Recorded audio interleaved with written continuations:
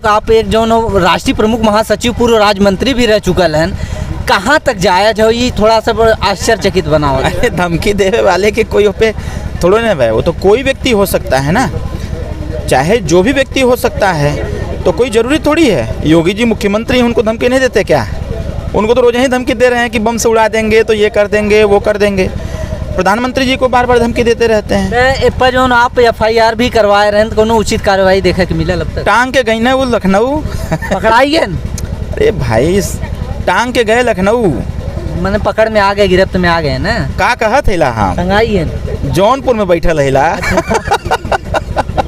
टांग के वो गई ना लखनऊ। अच्छा, लखनऊ जाकर खातिरदारी भइल बढ़िया से उनकर, और उनके ही बतावल भी गल बाकायदे बढ़िया से कि ऐसने लोगन पर हाथ ना डाला जाला कि जेकरे पीछे करोड़ों लोगन का फौज हो, और कम उम्र में इतना ज़्यादा पॉपुलैरिटी और इतने बड़े बड़े नेताओं के पास। आप ज़रा सोचिए कि देश के माननीय प्रधानमंत्री जी से मिलने के लिए लोगों को 2 मिनट ही काफ़ी होता है। अभी मैं 31 तारीख को मैं माननीय प्रधानमंत्री जी ने बुलाया था हमको, लगभग 1 घंटा हम लोग बैठ के बातचीत किए, बहुत सारी बातें हुई।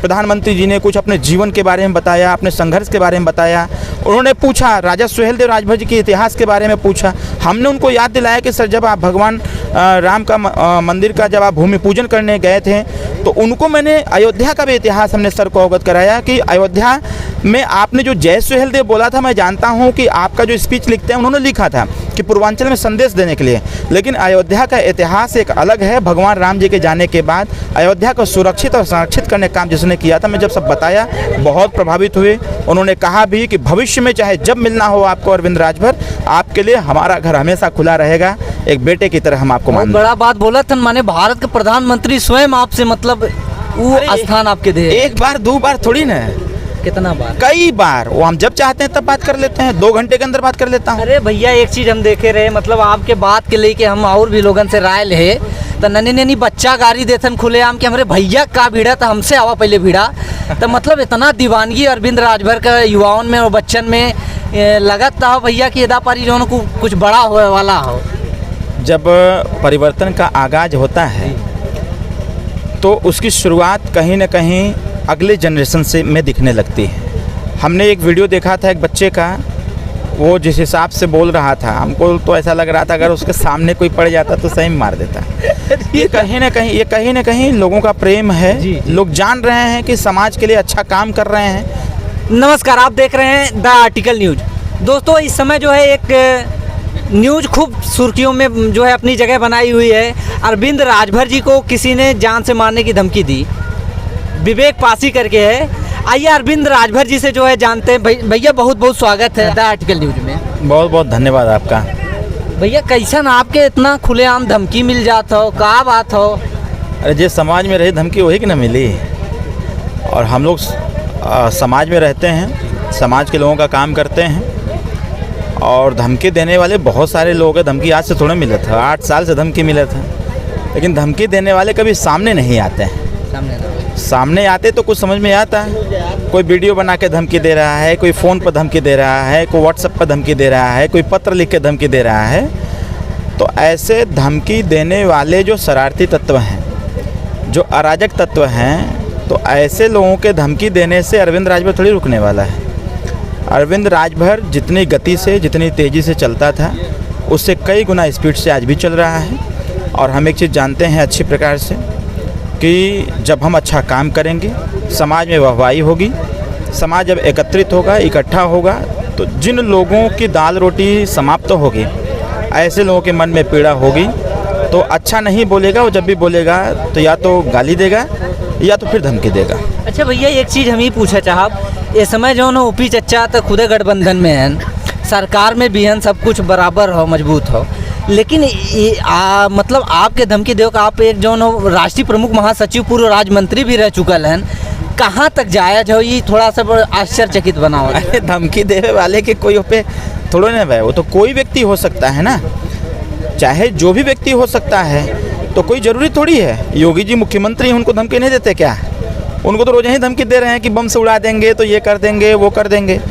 प्रधानमंत्री जी को बार बार धमकी देते रहते हैं। तो जो समाज में रहेगा, जो सामाजिक दायित्वों का निर्वहन करेगा, जो जनता के कल्याण के बारे में सोचेगा और जो जनता के लिए सर्वस्व न्यौछावर करेगा, उसके लिए खड़ा रहेगा, स्वाभाविक तौर पर है अच्छे लोग उसकी सराहना करेंगे और जो बुरे लोग होंगे उसकी भर्त्सना भी करेंगे।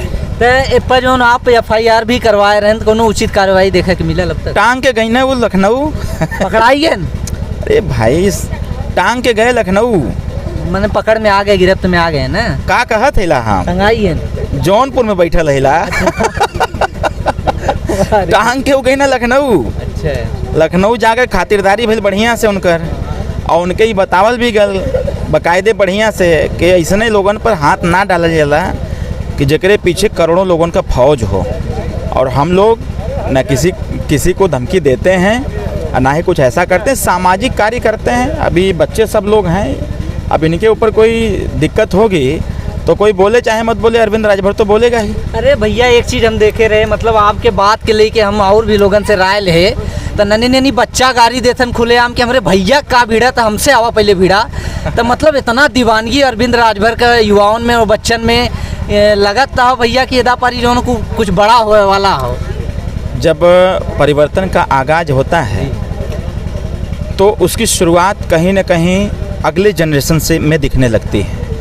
तो मैंने भी देखा, यही नहीं पूरे उत्तर प्रदेश में जिन लोगों ने भी इस चीज़ को सुना उन लोगों ने कहा कि ये तो गलत किया है जिसने भी किया। हमने एक वीडियो देखा था एक बच्चे का, वो जिस हिसाब से बोल रहा था हमको तो ऐसा लग रहा था अगर उसके सामने कोई पड़ जाता तो सही में मार देता। ये कहीं ना कहीं लोगों का प्रेम है। जी। लोग जान रहे हैं कि समाज के लिए अच्छा काम कर रहे हैं, लोगों को जागरूक कर रहे हैं। हमारा इतिहास जो ख़त्म हो चुका था उस इतिहास को जगाए, जिस राजभर नाम की समाप्ति हो गई थी उस राजभर नाम को एक ब्रांड बनाए। तो कहीं ना कहीं स्वाभाविक तौर पर है कि जब उस चीज़ को एक अच्छा काम करने वाला या अच्छा पहचान देने वाले के ऊपर जब कोई इस प्रकार की दिक्कत होगी तो आग बबूलत लोग होंगे ही होंगे। जायज भी एक चीज़ भैया हम आपसे ये पूछा चाहब, जैसे आप जौन हो राजभर समाज में जितने भी राजा रहल हैं, आप जौन खुले मंच से कहल हैं और पासी और राजभर में काफ़ी ज़्यादा टकराव चलत है इस समय, तो काहे ई कारण तना हो सकला आपके धमकी देवे के? देखिए बहुत कारण हो सकते हैं, कारण कोई एक पर्टिकुलर नहीं है। हाँ, मैं इतिहास की जब बात करता हूँ, अपने इस देश के राजाओं के इतिहास के को जब मैं बताता हूँ तो मैं यह मान के बताता हूँ कि मान्यवर कांसीराम साहब और डॉक्टर भीमराव अम्बेडकर साहब कहा करते थे कि जो समाज अपना इतिहास नहीं जानता, अपने बड़े बुजुर्गों की कदर नहीं करता, वह समाज कभी तरक्की नहीं कर सकता।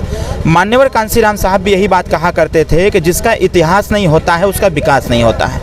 उस समय जब राजा सुहेलदेव राजभर जी को कोई नहीं जानता था, राजभर समाज की उतनी पॉपुलैरिटी नहीं थी, तो उस समय हम अगर देखा जाए राजनीतिक क्षेत्र में कहीं ना कहीं हम बहुत बैकफुट पर खड़े थे। लेकिन आज बच्चा अपने आप नाम के आगे राजभर लिख रहा है, जय सुहेलदेव बोल रहा है और गर्व से कह रहा है मैं राजभर हूँ।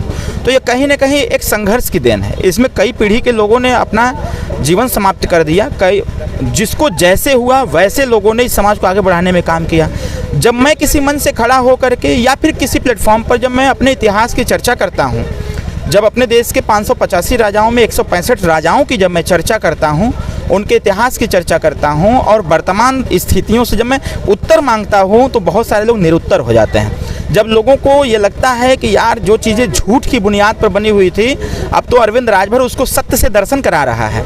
जो झूठ बोल करके लोगों ने बहुत सारी चीज़ें करने का काम किया था, जब उस झूठ से हमने पर्दा हटाने का काम किया और सत्य से दर्शन कराया, तो स्वाभाविक तौर पर है कि जो विरोधी होंगे, सामाजिक विरोधी होंगे, ऐतिहासिक विरोधी होंगे और इतिहास चोर होंगे, ऐसे लोग जरूर तिल मिलाएंगे।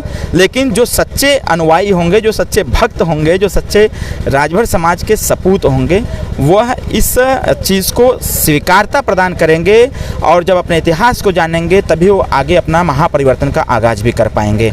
तो मेरे हिसाब से कहीं ना कहीं आप इसको कोई भी स्तर दे सकते हैं। हमारी सक्रियता और कम उम्र में इतना ज़्यादा पॉपुलैरिटी और इतने बड़े बड़े नेताओं के पास, आप ज़रा सोचिए कि देश के माननीय प्रधानमंत्री जी से मिलने के लिए लोगों को 2 मिनट ही काफ़ी होता है। अभी मैं 31 तारीख को मैं माननीय प्रधानमंत्री जी ने बुलाया था हमको, लगभग 1 घंटा हम लोग बैठ के बातचीत किए, बहुत सारी बातें हुई। प्रधानमंत्री जी ने कुछ अपने जीवन के बारे में बताया, अपने संघर्ष के बारे में बताया, उन्होंने पूछा राजा सुहेलदेव राजभर जी के इतिहास के बारे में पूछा। हमने उनको याद दिलाया कि सर जब आप भगवान राम का मंदिर का जब आप भूमि पूजन करने गए थे तो उनको मैंने अयोध्या का भी इतिहास हमने सर को अवगत कराया कि अयोध्या में आपने जो जय सुहेलदेव बोला था, मैं जानता हूं कि आपका जो स्पीच लिखते हैं उन्होंने लिखा था कि पूर्वांचल में संदेश देने के लिए, लेकिन अयोध्या का इतिहास एक अलग है। भगवान राम जी के जाने के बाद अयोध्या को सुरक्षित और संरक्षित करने का काम जिसने किया था, मैं जब सब बताया बहुत प्रभावित हुए। उन्होंने कहा भी कि भविष्य में चाहे जब मिलना हो आपको अरविंद राजभर, आपके लिए हमारा घर हमेशा खुला रहेगा, एक बेटे की तरह हम आपको मानते हैं। बड़ा बात बोला था, माने भारत के प्रधानमंत्री स्वयं आपसे मतलब वो स्थान आपके दे। एक बार दो बार थोड़ी ना, कितना बार, कई बार। वो हम जब चाहते हैं तब बात कर लेते हैं, 2 घंटे के अंदर बात कर लेता हूँ मैं। भैया हम जो गांव में रह रही, जैसे गांव के लड़कियन से और युवा पीढ़ियन से हम समझे ही बारीकी से कि जो अपने समाज के जो राजभर समाज के जो राजा हुआ करते थे पहले, उनके पीछे सबके राजा के पीछे टाइटल देखने को कम मिलेगा। सीधा सवाल। देखिए क्या है कि क्यों मिलेगा आपको, जो 150 साल तक इस देश में शासन किया हो, आज आप स्वतः देखिए छोटे छोटे बच्चे हैं, इन्हीं के अंदर ये ऊर्जा कहाँ से आ गई, आखिर और लोगों के अंदर क्यों नहीं आती भाई?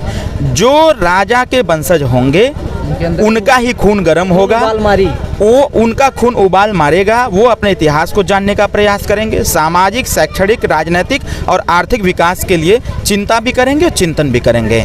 तो इसमें कोई संदेह भी नहीं होना चाहिए। लोगों ने हमारे इतिहास को समाप्त किया, लोगों ने हमारे इतिहास को नहीं लिखा, जिन लोगों ने लिखने का काम किया उनको लिखने भी नहीं दिया गया। जो इतिहास चोर थे, इतिहासकारों ने कहा कि अगर इनके इतिहास से इनका दर्शन करा दिया जाएगा तो कहीं ऐसा ना हो जाए कि आने वाले समयों में जो लोकतांत्रिक व्यवस्था में ये कब्जा कर लें। आज स्वाभाविक तौर पर है, अकेले ओम प्रकाश राजभर मंत्री हैं उत्तर प्रदेश की सरकार में, पूरे दुनिया में संदेश देते हैं। ओम प्रकाश राजभर जी बोल दें तो पूरा देश जान जाता है। अभी देखिए 3 दिन पहले की घटना हुई, बांसडी कोतवाली में एक राजभर लड़के के ऊपर पुलिस वाले ने हाथ चला दिया, एक एसडीएम साहब के स्टोनों ने बदतमीजी कर दिया, इंस्पेक्टर महोदय ने उसको थाने में बुला करके बेवजह पीट दिया। हमको इसकी जानकारी, मैं शाहजहांपुर जा रहा था, हमको जानकारी हुई, आपने वीडियो भी देखा होगा, मैं गाड़ी में से ही वीडियो बनाया। हमने कहा कि मैं हर चीज़ बर्दाश्त करूंगा लेकिन कार्यकर्ताओं का अपमान बर्दाश्त नहीं करूंगा, और मैंने अल्टीमेटम दिया था कि 24 घंटा के अंदर उन लोगों के खिलाफ कार्रवाई नहीं हुई तो अरविंद राजभर स्वतः थाने के सामने खड़ा मिलेगा। और 24 घंटा छोड़िए, मैं 12:30 बजे लखनऊ से निकला था शाहजहांपुर के लिए रैली के लिए, 3:30 बजे मैं रैली में पहुंचा, भाषण दिया, मीडिया से बाइट दिया। अब मीडिया ने प्रश्न भी पूछा यही, मैंने कहा कि अभी मैं मोबाइल दिखाऊंगा आपको, और डीआईजी साहब का मैसेज आया था कि जिसने भी सुहेलदेव भारतीय समाज पार्टी कार्यकर्ता के साथ अभद्र व्यवहार किया था, जितने स्टाफ के लोगों ने किया था, सबको निलंबित कर दिया गया। इंस्पेक्टर के खिलाफ विभागीय जांच, निलंबित करते हुए सारे थाने को निलंबित कर दिया गया, एसडीएम के स्टोनों को निलंबित कर दिया गया, उसके खिलाफ विभागीय जांच रख दी गई। तो ये सारी चीज़ें क्या है? ये सारी चीज़ें वही, हम जब इनके लिए खड़े रहते हैं तो ये हमारे लिए खड़े रहते हैं। एक चीज़ ये पूछा चाह भैया कि ओपी चच्चा कहत रहन कि पियरका गमछा जो ले के चलबे बाइक पे तो पुलिस वाले चलान भी न कटिए, जनिए कि ओम प्रकाश का चेहरा मैं हो चच्चा के।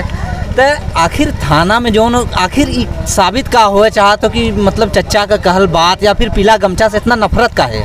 नहीं, नफरत नहीं है। देखिए, नफरत नहीं है, पीले गमछे से नफरत इसलिए नहीं होना चाहिए क्योंकि सनातन पद्धति यह कहती है जितने भी देवी देवता हुए वो पीला वस्त्र धारण करते थे, तो हम भी वस्त्र धारण कर रहे हैं। अब इस पीले गमछे को देख करके कोई नेगेटिव सोचे या पॉजिटिव सोचे, वो उनके कॉन्सेप्ट के ऊपर डिपेंड करता है। जो राजनीति से प्रेरित होगा, राजनीति से जोड़ता होगा, वह जरूर इस चीज़ को देख करके, पीला गमछा को देख करके कहीं ना कहीं नेगेटिविटी उसके मन में आएगी। अरुण भैया का बयान ये आल रहा है कि पीला गमछा कि अगर हल्के में नहीं है तो जो ऐसा नहीं है। मीडिया वाले तिल का ताड़ बनाने में लग गए थे। हमारे संज्ञान में सारी चीज़ें आई थी। मैं आज बलिया में था, आज हमने स्टेटमेंट दिया है कि हमें जिस एजेंडे पर बात करनी चाहिए, पत्रकार भाइयों को भी जिस एजेंडे की चर्चा करनी चाहिए उस पर चर्चा न करके लोग पता नहीं कहाँ कहाँ घुमा दे रहे हैं। अरे भाई, चर्चा होनी चाहिए। आज ऐसे युवा उद्यमी योजना चली हुई है, 5 लाख रुपया 18 साल के नौजवान जो हो गए हैं, जो कक्षा 8 पास हैं, उनको 5 लाख रुपए का रोजगार लगाने का पैसा दिया जा रहा है। इस पे कोई पत्रकार चर्चा नहीं कर रहा है। अटल आवासीय विद्यालय में पढ़ने के लिए जितने गरीब तबके के बच्चे हैं, जिनका जॉब कार्ड बना हुआ है जिस परिवार का, उसके लड़का लड़की को कक्षा 5 से 12 तक पढ़ने के लिए अटल आवासीय विद्यालय में व्यवस्था दिया जा रहा है। इस पर कोई चर्चा नहीं होगी। बच्चियों के लिए कक्षा 1 से लेकर के एमए तक निःशुल्क शिक्षा दी जा रही है, इस पर कोई चर्चा नहीं होनी है। चर्चा किस चीज़ पे होगी? फालतू चीज़ों पर, जिससे कोई मतलब नहीं है, जिसका कोई मतलब नहीं है। इसलिए मेरा मानना यह है, डॉक्टर अरविंद राजभर का मानना यह है, चर्चा हो तो सामाजिक उद्देश्यों की पूर्ति के लिए हो, चर्चा हो तो पॉलिटिकल एटमॉस्फेयर के लिए हो, न कि इस प्रकार का माहौल खराब करने के लिए हो। Thank you.